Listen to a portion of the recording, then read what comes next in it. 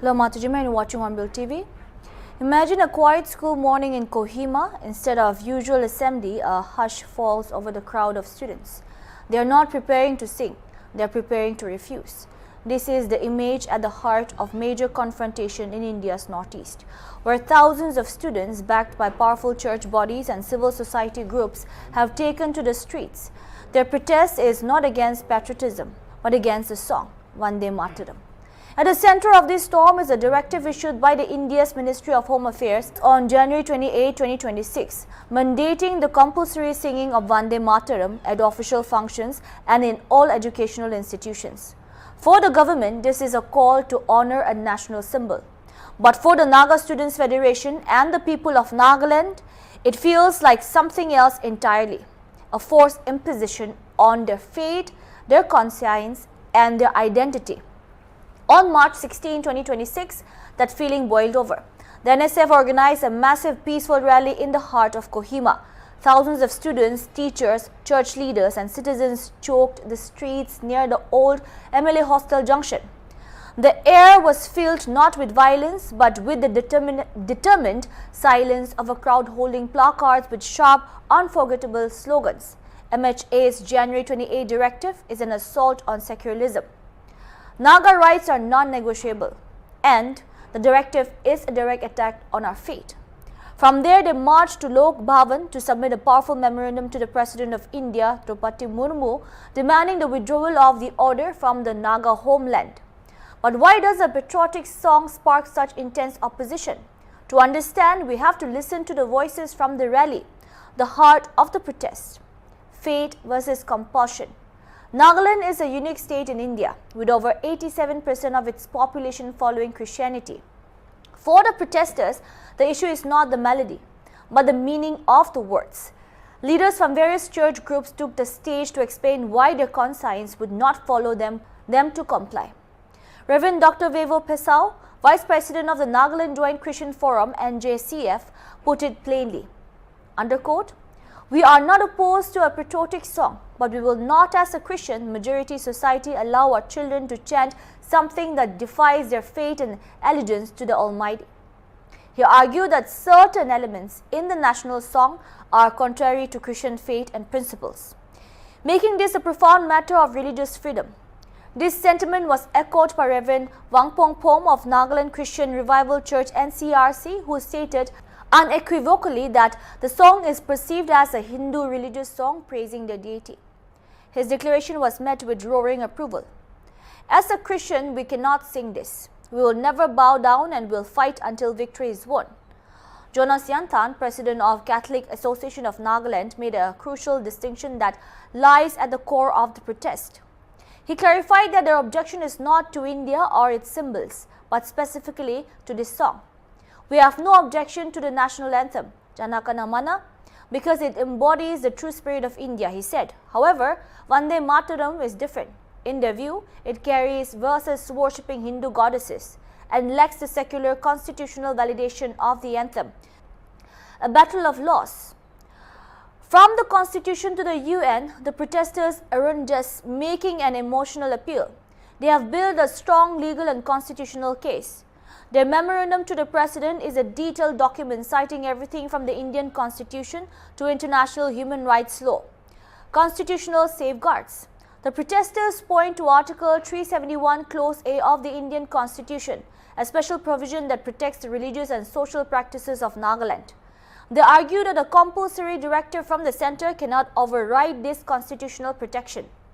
They also invoke Article 25, which guarantees the freedom of conscience and the right to freely profess and practice religion. The spirit of secularism. Ninglo Krome, Secretary General of the Naga People's Movement for Human Rights (NPMHR), delivered a fiery speech framing the issue as a betrayal of India's founding principles. "When something like Vande Mataram is imposed on people who are not Hindus, the very spirit of secularism is violated," he argued. He questioned how India, which projects itself as a global democracy, could impose Vande Mataram on a small Christian community, calling the directive an invasion into our hearts and soul. International law. The NSF's memorandum goes a step further, citing international covenants that India has signed. It referenced the Universal Declaration of Human Rights (UDHR) and the International Covenant on Civil and Political Rights (ICCPR), which guarantee the freedom of thought, conscience and religion and prohibit coercion in matters of belief. They also invoked the UN Declaration on the Rights of Indigenous Peoples (UNDRIP), asserting the right of indigenous communities like the Nagas to maintain their own cultural institutions without external imposition. A history of harmony, a history of hesitation. The protest in Nagaland is not happening in a historical vacuum. The song Vande Mataram has a complex history in India's pluralistic society. The 1937 precedent. Long before India's independence, the song's religious verses were a point of contention. In 1932, a Congress committee which included Jawaharlal Nehru acknowledged that while the first two stanzas were unobjectionable, the later verses were unsuitable for singing in public by non-Hindus.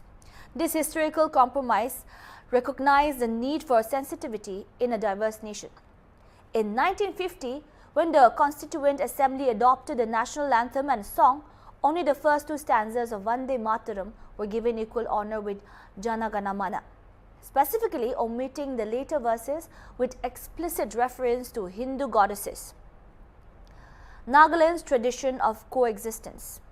The protesters are keen to point out that their objection is not born of intolerance.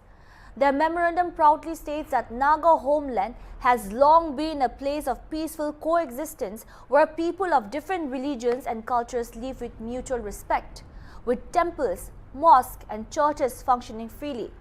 They argue that this harmony was built on voluntary respect for diversity rather than coercion. The new directive, they fear, threatens to unravel this delicate fabric by introducing an element of compulsion into the sphere of personal belief. The issue had already ignited a fierce debate inside the Nagaland Legislative Assembly. On March 3, 2026, when the budget session began, a controversy erupted immediately. For the first time ever, Vande Mataram was played in the assembly before the national anthem, following the MHA's directive. Objections from across the House, several legislators from various parties except the PJP stood up to register their strong opposition. MLA Kuzuluzo Nina called it unprecedented in his 24 years as a member. He argued passionately. I quote, "As Christians, we believe in one God. We cannot serve two masters." He pointed out that the later stanzas of the song contains reference to goddess Durga, which directly conflicts with the Christian faith. He also questioned whether it was even necessary, asking, is it absolutely unnecessary to recite Vande Mataram when we are already singing the national anthem? MLA P. Longong described the move as unusual and surprising. He stated clearly that in his understanding, the so-called national song is essentially a religious song of the Hindus. Being from a Christian majority state and a Christian himself, he said he could not willingly sing it and viewed it as an imposition. He urged the House to invoke Article 371 Clause A to reject the directive.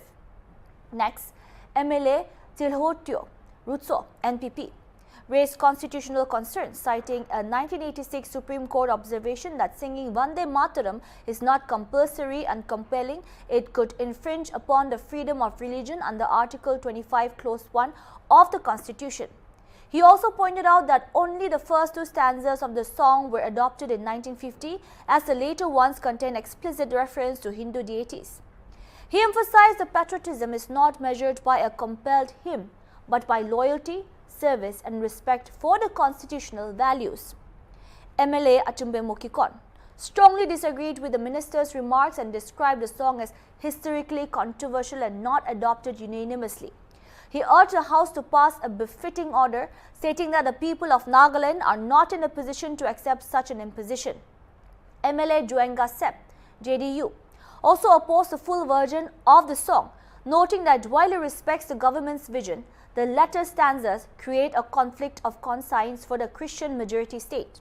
He even proposed an alternative hymn, God Bless My Nagaland, as a possible prelude if one was needed. MLA Lima Onunchang expressed concern that his conscience did not permit him to agree with the practice. He said that while he respects all religions, he expects the same respect in return and termed the move a violation of the democratic rights of one religion.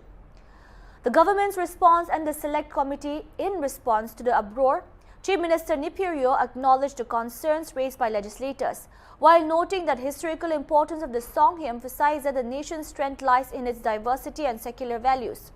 He proposed that the matter be referred to a select committee of the House for comprehensive examination, including legal consultation, before arriving at a considered decision.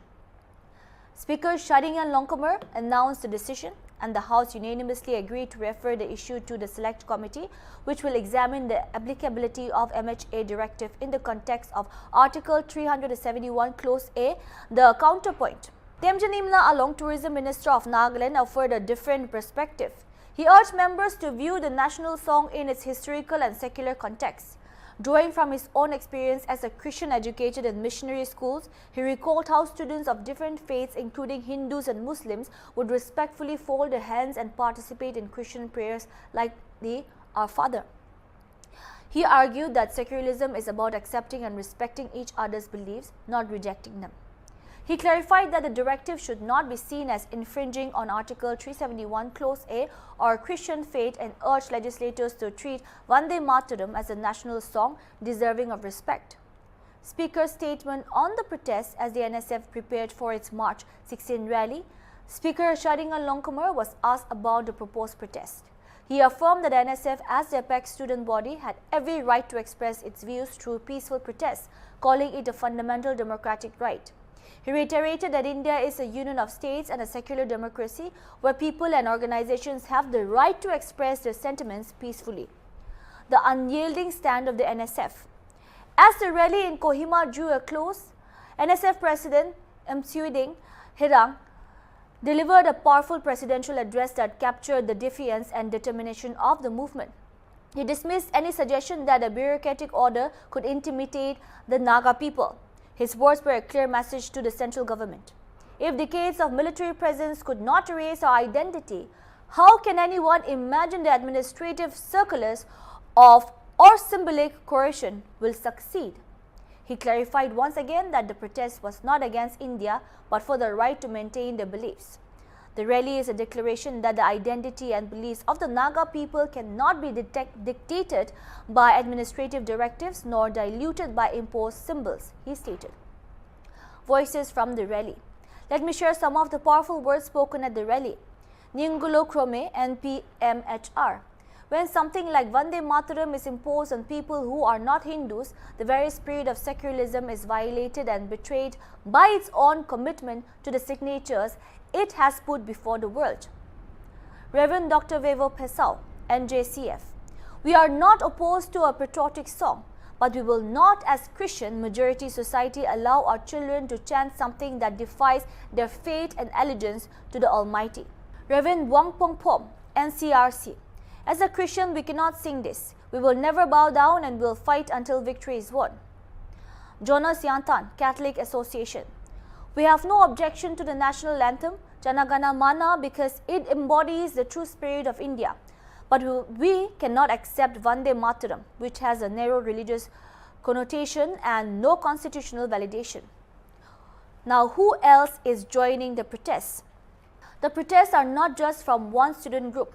Many organizations have joined, showing how widespread the feeling is. Student organizations, Naga Students Federation NSF, All Nagaland College Students Union ANCSU, Angami Students Union ASU, Ziliangrung Students Union Nagaland ZSUN, church bodies, Nagaland Joint Christian Forum NJCF, Catholic Association of Nagaland, Nagaland Christian Revival Church NCRC, Ao Baptist Arugo Mungdang, ABAM ABAM, Nagaland Pentecostal Mission NPM, human rights groups, Naga People's Movement for Human Rights NPMHR, political parties, National People's Party NPP, Nagaland Unit, Nagaland Pradesh Congress Committee NPCC.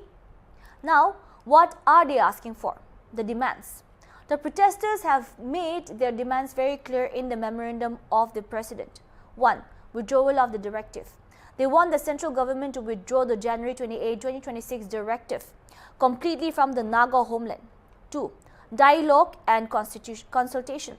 Before any policy is made that affects the culture and religion of the Naga people, the government should talk to their representatives first. 3. Respect for Article 371 Clause A.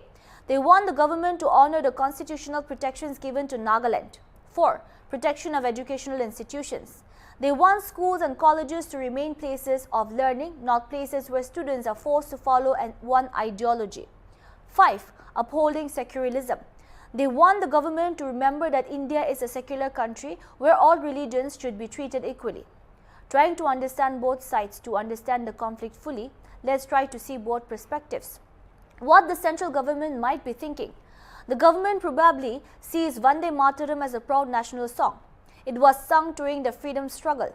It connects Indians to their history. The government may feel that everyone should respect this symbol of the nation.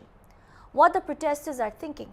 The protesters are saying, we love India, we respect the national flag, we sing the national anthem with pride, but please do not force us to sing a prayer song to a goddess we do not believe in. Our faith is in Jesus Christ is the most important thing in our lives. We cannot compromise on that. The question at the heart of it. The protest raises a very important question for a country as diverse as India. In a democracy, can the government force a minority community to do something that goes against its deepest religious beliefs? The people of Nagaland are saying that the answer should be no. They believe that true patriotism comes from the heart. It cannot be forced through government orders. They believe that respecting diversity means allowing people to follow their own faith, even if that means they cannot sing a particular song. The bottom line, the protesters in Nagaland are a powerful reminder that in a democracy as vast and diverse as India, national symbols can mean different things to different people.